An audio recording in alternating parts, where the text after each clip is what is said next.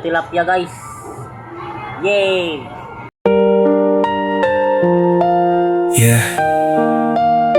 Ito ang kwento ng isang taong hindi sumuko kahit iniwan ng panahon. Ako si Boy Tisoy, bitbit ang pangarap, kahit ang mundo sa akin ay tila nakatalikod lahat.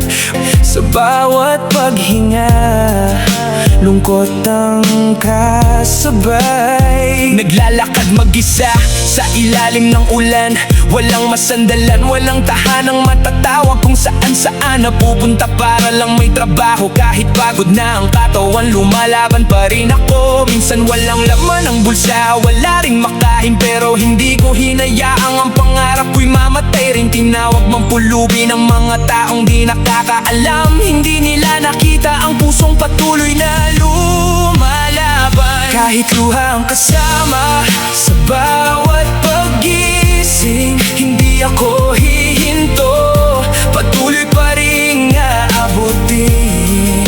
Kapag ako'y bumagsak, babangon ulit ako, dahil alam kong may dahilan ang bawat pagsubok. Hindi madaling mabuhay nang walang pamilya. Tahimik ang gabi, puro alaala ang kasama. Minsan napapatanong bakit ako sa langit, pero sagot ng puso, lumaban ka. Huwag kang magalit, ang bawat sugat magiging lakas balang araw. Ang bawat luha magiging ngiti sa hinaharap. Hindi ako mayaman pero may pananalig, habang may paghinga hindi mawawala ang pag-ibig. Kung may nakikinig na katulad ko ang buhay, huwag mong hayaang ang pag-asa ay tuluyang mamatay. Hindi habang buhay nasa ibaba ang tao, darating din ang araw ikaw naman ang panalo. Ako si Boy Tisoy, hindi susuko kailanman. Kahit mag-isa sa gitna ng kahirapan, may Diyos na gabay sa bawat hakbang ko.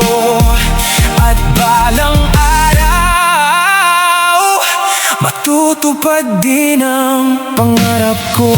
Para sa lahat ng lumalaban, kahit walang kasama. Para sa lahat ng umiiyak, pero patuloy na bumabangon.